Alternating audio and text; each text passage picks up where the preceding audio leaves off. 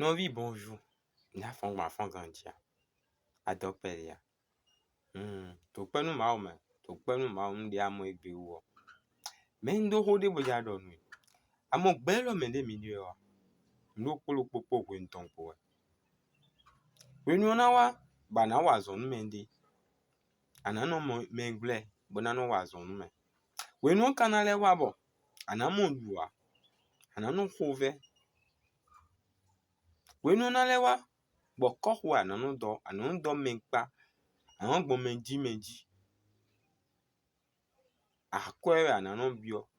Wetubo na no mo. Ndu. When you mo kenale wa bo. Mele na kowe. Bona do hope. Bona jarawe pe.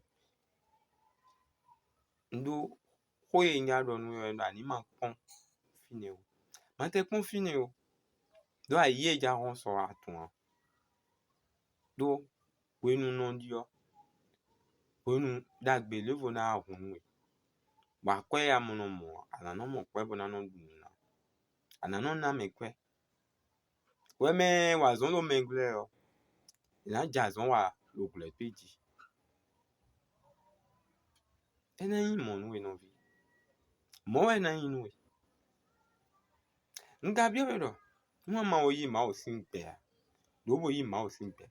Aka ija yi ma o singpe yo. Yi Jesu Christ. Jesu Christ. We na we pe ma o. Wa ni ka lo. Kezi me na yon we.